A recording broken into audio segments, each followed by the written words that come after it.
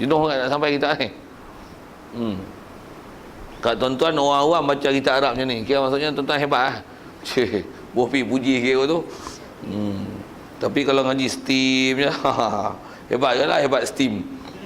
Okey, sebut pi lah sikit-sikit tu sikit.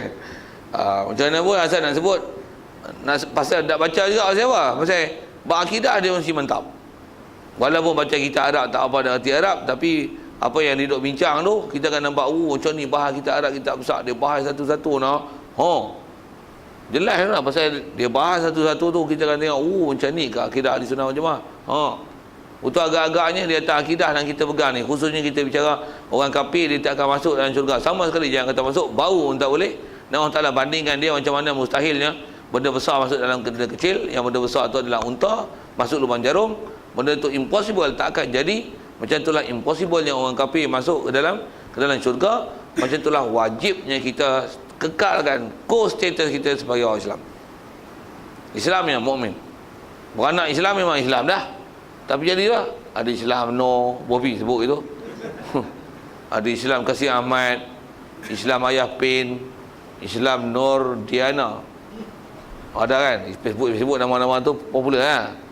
Islam Dr. Asri, Islam Kordowi, Bobi itu. Islam apa lagi? Islam Hadari, Islam Satu Malaysia. Bahaya Islam tu. Pasal apa? Tambah Islam Mujassimah, Islam Wahabi, Bobi lah Islam Syiah, Bobi atas nama tu, walaupun Syiah bukan Islam. Islam Syiah, Islam Qadariyah, Islam Jabariyah, Islam entah apalah. Bahaya. Bahaya pasal apa? Pasal dia berakidah. Apatah lagi salah tu dengan istilahnya, salah besar yang dalam berakidah boleh jatuh kufur. Dia tak sedar kufur tu. Betul, dia punya prioriti besar berakidah ni besar. Satu muta ambil tarikat dah tak apa ni. Buah fikir pasal itu. Sejak sebut tarikat pasal baru lepas kelahi yang buat tarikat. Kelahi majlis agama dah panggil, itu pun rasa disebut katanya. Semalam jumpa pun. Buat tarikat pun macam-macam style lah. Dia kalau ikut tarikat ni, dia istilahnya aksesori lah. Aksesori dengan akidah yang dah betul, fiqh yang dah cantik, lepas tu aksesori nak bagi comel lah. Tambah amalan zikir lah. Nak bagi tackle tu sikit. Tu pun akidah dah comel lah ngaji dah. Tak ada akidah tambahan lah. Tak ada amalan tambahan, pahaman iman tambahan, tak ada lah. Duk iman tu ahli sunnah wal jamaah, tak ada masalah lah. Fiqh pun duk fiqh tu. Kalau kata sembahyang Jumaat tu wajib Kalau kata orang perempuan tak wajib Jumaat lah. Ni masuk tarikat perempuan wajib Jumaat Pula tu wajib Jumaat, tapi sembahyang seorang, tapi 4 rakaat. Allah, pelik Syekh tarikat tu. Tu tanya Arab tahu tak biasa ngaji Arab. Terror. Untuk macam mana? Bukan ayat Quran sebut. Tapi sebut ayat Quran. Tak pelik kan? Tak pelik. Kalau orang ada akal kata apa ni bodoh sepak lagi. Tapi itulah kaedah dia. Sebut ayat Quran, iza nudiya lis solati min yaumil jumuati. Ayat Quran sebut ya ayyuhallazina amanu, orang beriman. Orang beriman pergi sembahyang Jumaat. Jadi iman tu masuk orang perempuan. Masuk orang perempuan. Masuk. Orang tu masuk. Macam mana boleh orang perempuan tak wajib pula? Ni ambil kaedah mana ni? Quran sendiri ni Quran. Main dengan saya kelahi. Saya kata kalau gitu perempuan wajib lah. Dia kata wajib lah. Kalau gitu pasal dia kelahi dengan dia, antaranya dia cerita bab zikir-zikir tu. Dan zikir, kaedah dia, zikir ni boleh sebut. Dia kata bila syahadah, bukan syahadah tu, kalimah syahadah sebut di mulut. Dia kata apa amalan syahadah? Ada amalan syahadah pula. Tu kata ada ekstra tambahan amalan pula. Amalan syahadah. Kita tak bisa dengar amalan syahadah. Amalan syahadah, dah syahadah, amalan dia sembahyang. Tu hati mestilah membenarkan, mengiyakan semua ajaran Nabi, mesti tasdik. Tasdik tu kata. Tasdik macam mana? Tasdik tu. Tasdik tu dia kata sampai kita ni ingat Allah Ta'ala. Betul? La ilaha illallah, sebut Allah Ta'ala. Hati ni sebut Allah Ta'ala, telinga boleh dengar. power tu. Waktu kami yang tak dengar ni, tak ada. Tu mulut je. Oh, power bapak tarikat ni. Tu kata, bila dia tak faham akidah betul-betul, macam-macam version tambahan. Pelik-pelik. Padahal pekah ngaji senang ya pun. Tu tanya dia, pernah tak ngaji pekah? Tak pernah. Leceh lah tuan. Tu bunyi tarikat tu. Tu saya mengaji dulu masa sebelum pergi pondok, tu ada imam-imam ajak kata apa? Nak ambil tarikat tapi terikat. Dia tu kot. Macam mana pun asal nak sebut. Itulah akidah ialah benda besar. Pergi ngaji akidah dulu. Akidah tak cantik, pekah tak cantik, mai ambil tarikat, goreng ke mana pun dah tak ada kayu ukur akidah dengan pekah. Tu yang tenggelam tu. Tok guru tu duk syarah kata Jumaat orang perempuan wajib. Dia tak kerti Arab. Itu dia buat apa? Dia pergi carilah. Nak bagi mantap tok guru tu cakap. Dia tak kerti Arab ni. Tok guru tu tanya dia, dia ngaji kat lah. Umur pun kat 80 lah. Dia lahir tahun apa? Dah kat 80. Dia sebut berapa tahun tu? 27 ke apa? 30? 37. Dia sebut gini. Anak murid ni tak ngaji Arab. Itu apa? Pergi cari tafsir. Ini itu cari hadis. Mana hadis? Kata dia ada 2 hadis. Kata orang perempuan ni wajib Jumaat. Dia sebut lah. Baca hadis tu. Tek tak berani baca. Tek tak berani baca terjemah je. Ni. Hadis ni kata tak wajib Jumaat atau 4 orang. Tak wajib Jumaat. Yang ni tak wajib apalah. Saya tak perhati tu pasal ayat bodoh. Gitu ya. Tapi dia kata ada 2 hadis kata tak wajib Jumaat. Nanti dia sebut ni tak wajib Jumaat. Maksudnya tanya dia pernah ngaji hadis tak? Tak pernah. Mustalah hadis biasa ngaji tak? Tak pernah. Tapi cakap hadis. Tak tahu manusia ni. Pasal apa? Pasal Allah Ta'ala bagi kita hidayat untuk kita boleh faham. Untuk apa dapat? Hidayat lah. Macam mana dapat hidayat? Orang bersih hati, orang Ta'ala bagi hidayat. Kalau tak bersih hati, hafal Quran je pun tak faham. Sekali dengar tengok macam bagus kan? Ni kata jalan tak betul ni. Itu bersih hati orang tak lagi faham. Macam mana nak faham? Saya tanya dia. Muslimun, muzakkar, mufrad, tasniah, jamak. Jawab. Kalau hang bersih hati hang jawab. Macam mana nak dapat hidayat? Hang jawab mufrad, tasniah, jamak. Pak Haji tu boleh jawab. Dia boleh siap lagi jamak muzakkar salim. Saya tanya tu dia diam tu. Muslimun ni. Tak jawab, tak boleh jawab. Tak ngaji tak boleh jawab kan? Untuk dah hang dapat hidayat, hang cuba dapat hidayat. Cuba amal syahadah, bersihkan hati, tawajuh, dia ingat Allah. Hang jawab tu. Mufrad, tasniah, jamak. Soalan asas je pun bahasa Arab, bukan ngaji tinggi-tinggi tu. Jawab. Dah hang bersih hati, jawab. Kena mengaji. Memanglah kena mengaji. Tu, macam mana tu? Ada benda dia tak boleh jawab. Diam. Asal saya nak sebut ialah tu yang kena ngaji akidah elok. Tentu saya kata gini, akidah betul, tak ada tarikat, tak apa dari sisi sudut, masih akidah cantik. Tapi kalau ada tarikat lagi comel. Tapi jaga zaman lah ni bila sebut tarikat ada jadi hak macam tu. Tarikat tu pun asalnya tarikat Naqsyabandi Khalidiyah. Tukar nama. Tarikat Amirul Mukminin Abu Bakar. Wah, dahsyat tu. Kata dia pasal apa? Pasal tarikat Naqsyabandi ni pun macam-macam lah, tak macam asli. Jadi ditukarlah nama supaya nak bezakan yang hak macam-macam tu dengan hak dia yang masih asli. Tengok tukar nama, tak asli ke? Okey. Tu dia nak bertikai, Allah macam-macam lah ni, pening lah. Tarikat apa lah. Susah hati kita kelahi ke apa ni. Saya jenis orang baran sikit.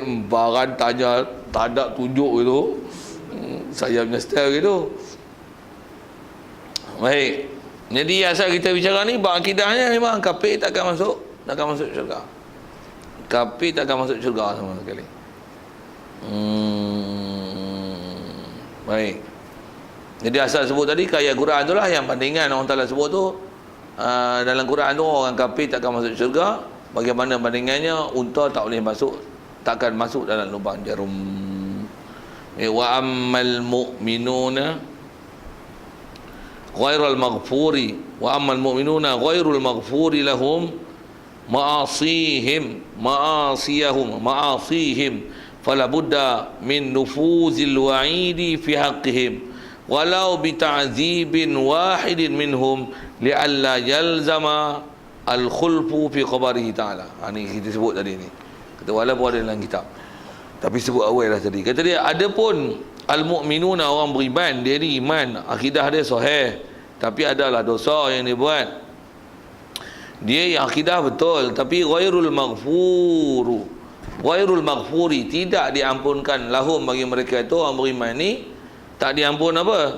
Ma'asihim, akan maksiat mereka itu. Maksudnya dosa yang dia buat tu tak diampunkan. Jadi macam mana dia orang ni? Dah tak ampun macam mana? Ada janji tak kata kena siksa? Ada lah. Jadi fala budda, tak dapat tidak min nufuzil wa'idi fi haqqihim walau bi ta'dzibin wahidin minhum. Jadi tak dapat tidak daripada meluluskan atau melaksanakan wa'id, janji seksa fi haqqihim, pada diri mereka itu mukminin, walau bi ta'dzibin wahidin minhum, sekalipun dengan mengazab hanya seorang minhum daripada mukminin. Jadi maksudnya ada nisbah orang beriman, ada janji ampun, ada yang diampun, ada tak diampun. Macam mana pun ada yang tak diampun. Dan memang akan ada yang tak diampun itu. Memang ada. Dan nisbah i'tiqad, wajib i'tiqad, memang akan ada daripada setiap jenis dosa yang dibuat, yang Allah Ta'ala dia tak ampunkan semua, bahkan satu mesti diazab. Itu memang wajib akidah tu. Memang masyhur dalam kitab-kitab akidah, mengikut kitab ahli sunnah wal jamaah, penjelasan yang telah disyarahkan oleh ulama itu, wajib i'tiqad, wajib pegang. Satu, di atas dosa jaga elok. Katalah kita ada dosa satu, sejenis dosa yang kita duk buat, kena iktiraf dia lah dosa. Nisbah ampun memang Allah Ta'ala boleh ampun dosa, tapi pastikan iman mesti sah. Satu. Kemudian kena takut banyak-banyak. Siapa? Takut-takut dosa itu yang memang dia boleh ampun, tapi yang tak diampun tu tengok-tengok kita. Oh tu. Jaga sikit tu. Satu, kita buat dosa, kena ambil perhatian tentang tu, dan wajib i'tiqad nisbah dosa. Allah Ta'ala di setiap jenis dosa dia tidak akan ampunkan kesemuanya sekali, bahkan pasti akan ada sebahagian yang akan diazab, walaupun hanya seorang. Cuma siapa seorang itu, kita tak tahu. Kita tak tahu. Yang ni adalah apa yang telah disimpulkan oleh ulama ahli sunnah wal jamaah berkenaan tentang nisbah janji dia tu, janji azab tu. Adapun kafir, jelas tadi, itu memang tak ada keampunan sama sekali. Satu di atas kita sekali lagi sebut, kalau ada benda-benda yang istilahnya kita masih mengekalkan dosa-dosa itu, dosa kecil ke dosa besar ke, kena faham dia ialah dosa. Akidah bagi betul lah itu, wajib i'tiqad yang dosa adalah dosa, iktiraflah dosa, sebaiknya adalah taubat. Kalau tak taubat pun macam ni, apa dia? Kena risau banyak-banyak dan mintalah harapan banyak-banyak, mudah-mudahan Allah Ta'ala ampunkan kita. Kerana takut-takut nanti yang lain semua diampun, yang tak diampun tu kita. Pasal dia tidak akan ampunkan dalam bab dosa ni, sehingga tidak ada seorang pun daripada setiap jenis dosa yang diampunkan kesemuanya sekali. Gitu. Baik, kalau tengok dari sisi kaedah, yang ni ulama syarah ni berdasarkan Quran hadis yang dia dah kalkulasikan. Antara kalau sebut dari sisi kaedah akliyah, kenapa pula mesti ada satu pasti diazab? Yang kalau saya sebut tadi, kalau prinsip manusia pun macam tu, kalau kata janji nak diseksa, kena denda dan sebagainya, dia mesti tidak dapat tidak seorang mesti dikenakan denda itu. Pasal apa? Li'alla yalzamal khulfu fi khabarihi ta'ala, supaya tak lazim oleh menyalahi janji fi khabarihi, pada perkhabaran Allah Ta'ala. Cuma buat salah di memaaf, itu baik, tapi tak baik kalau memaaf ke semua sekali. Dengar dia ayat tu. Memaaf daripada kesalahan adalah baik, tetapi sehingga memaafkan kesemuanya sekali tanpa ada sebarang yang diambil, tidak ada seorang pun diambilkan tindakan, itu adalah aib dan cela. Satu, kalau saya ngaji dulu, tutup guru ajar, antaranya dia nasihat itulah, kata dia, koma esok jadi pentadbir pemerintah, jadi guru besar, jadi mudir, jadi cikgu, jadi mak, jadi bapa, kata dia. Kalau anak tu ada yang kita janji seksa macam ni, seksa tu azab ke nak pukul ke nak rotan ke gini. Jangan sampai tak ada seorang pun dipukul. Nanti anak kata apa? Tuan-tuan tahu anak kata apa? Bapa tu cakap je, tak adabnya, tak pernah pukul kami, jentik pun tak pernah. Nampak? Kan memang macam tu kan. Manusia akan jadi gitu. Bila tak ada seorang pun yang pernah dipukul, diseksa di atas apa-apa janji tak elok tu. Tapi kalau katalah memang dia mohon maaf, tapi dalam ramai-ramai itu dia tak balun semua, mesti seorang mesti kena. Seorang mesti kena. Takut tak? Abah kalau dia cakap memang dia buat. Kalau dia tak bagi semua pun seorang mesti kena. Yang kena tu sakit. Dia takut kalau aku kena hal tu. Aku tak mau. Faham tak? Dia tu. Dari sisi pelaksanaan hukum tu macam ni. Kalau kita kata tuan-tuan ni warden ke, cikgu ke, ustaz ke, ustazah ke, bapa ke, suami ke, isteri ke, mak ke, apa ke. Kalau tuan-tuan duduk tempat tu, kalau tuan-tuan adalah pelaksana undang-undang ataupun penggubah undang-undang dan melaksanakan dia, pastikan jangan dicuaikan perisi tu. Satu kerajaan kalau dia kata kena sama ekor, itu ada kan yang tak kena, tapi seorang ni kena sampai dia panggil mahkamah. Maksudnya seram juga lah kita kan? Tapi kalau tak ada seorang pun dia denda macam mana? Alah, buat masa ni tak usah, tak ada kena. Sikit lah ayat macam tu kan. Tak, memang kita begitu sebenarnya. Memang begitu sebenarnya. Katalah dia kata siapa yang duit api ada tunggak sampai 4 bulan, kita akan gandakan dengan 1 bulan bil dengan purata tahunan. Sampai macam tu dia buat. Memang zalim tu zalim lah satu hal kan. Tapi kalau katalah dia janji pasal nak sebut, tak janji saya nak sebut, tak prinsip janji buruk lah. Yang lain semua lah, seorang ni memang dia bagi tu kena tu. Yang lain dia maaf. Dari si prinsip janji buruk, kalau hang tak buat langsung aib. Satu, kalau tak mau aib macam mana? Jangan duk janji pelik-pelik. Sama ada janji azab ataupun janji tambah janji baik. Janji baik hang tak tunai lagi. Kita akan buat ni, kami nak bagi brim. Bukan 500 tapi 2,000. Bagi 650, leceh. Tapi dia orang tak janjilah 2,000 tu saja bagi. Contoh tu kan. 1,200. Dia tengok bagi 650. Dia tahu ni baru 6 bulan. Tu hak tak kahwin potong lah bagi 300. Apa ni?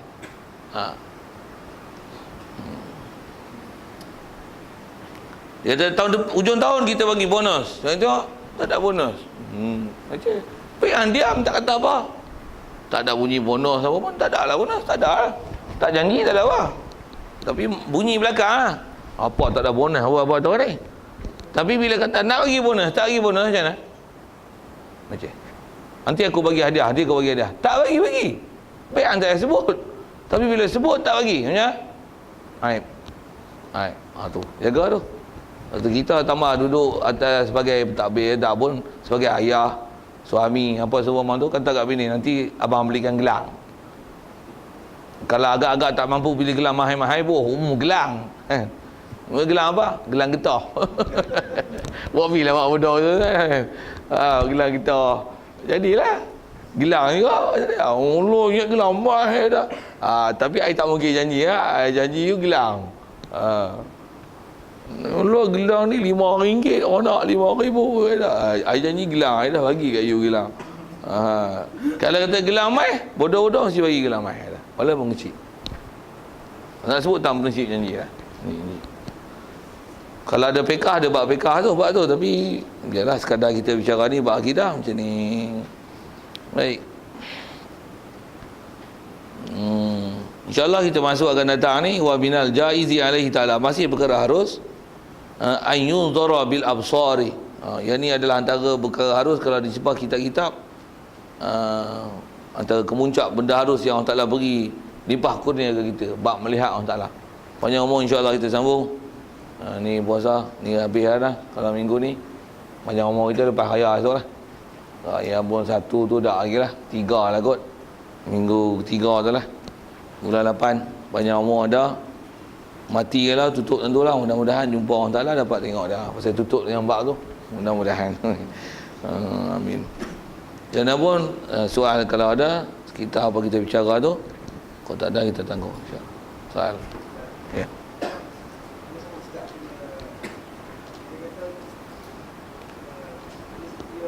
show-nya kita supaya menjadi cerdas ya, khas khusus untuk kita menyokong syurga. Kau pernah Ustaz, ada buat saya tanya, ada semua orang yang dia macam menolak pandangan seolah macam mengharap, macam memaksa. Buat sembahyang hajat khas untuk minta Allah Ta'ala bawa kita dalam syurga. Tak ada segi minta boleh minta, itulah ada keharusan minta kan.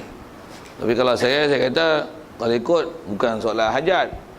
Minta ni, ya Allah, kalau nak macam sembahyang hajat tapi bukan minta untuk syurga. Solat hajat, ya Allah bagi aku ngaji, bagi aku faham akidah. Saya kata saya suka tu ni. Ya, itu ada kaedah baik. Sudah, kalau kata menolak, kata tak betul, tak juga pasal ada segi minta, boleh minta. Tapi kalau ikut minta, kalau saya lah, saya nak kata gini, daripada minta syurga kering-kering, lebih baik pergi minta orang Ta'ala bagi jadi kita sabab masuk syurga, walaupun tak minta syurga, tapi dapat syurga. Tapi minta syurga, tapi sabab masuk syurga, tak minta. Boleh bang? Kalau saya kata itu. Macam tu kot. Jadi, disebab apa pandangannya tu kan. Macam mana pun, nak buat minta syurga, boleh?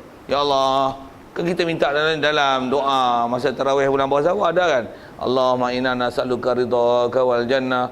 Ya Allah, aku minta engkau berikan redha engkau kepada kami. Nak minta syurga, minta terang-terang minta syurga tu, boleh? Nak minta siap dah pun. Minta siap dah pun, kod doa tu tak faham, tak tahu kata minta syurga. Tapi maksudnya boleh minta syurga tu, boleh. Ni minta hajat, sembahyang hajat terus minta syurga, boleh, tak ada masalah. Tapi katalah, saya kata kalau nak minta sembahyang hajat betul-betul, saya nak sebut gini. Hajat apa paling besar sebenarnya kat kita? Hajat bagi akidah, hajat bagi akidah kita betul. Akidah kita betul. Apa besar tu, betul tu, macam mana syurga? Tak ada masalah, tak minta pun masalah beri. Ni gede-gede minta tapi hak syarat tu tak pergi cari, belok tu. Yang tu kot. Ini pun kita cerita atas sabar musabak lah. Yang tu kot. Lain? Kalau ada?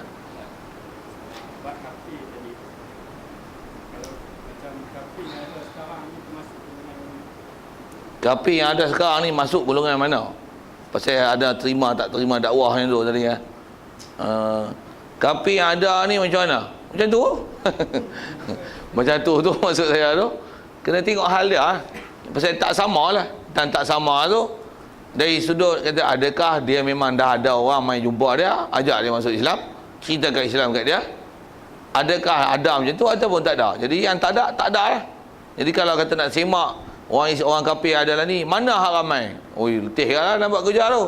Tapi kalau tengok dengan apa dalam masyarakat kita yang ada lah, berapa ramai orang kafir yang kita dah jumpa untuk kita cerita kat dia Islam, yang kita ceritakan bab ketuhanan, bab Allah, bab Rasul. Dengan sebab tu pula kita ajak dia masuk Islam. Berapa orang yang orang Islam kita dah buat kerja tersebut. Kalau tengok rata tu tak ada. Maksudnya tak ramai lah orang kafir yang istilahnya kafir sampai seruan Islam yang orang Islam pergi jumpa.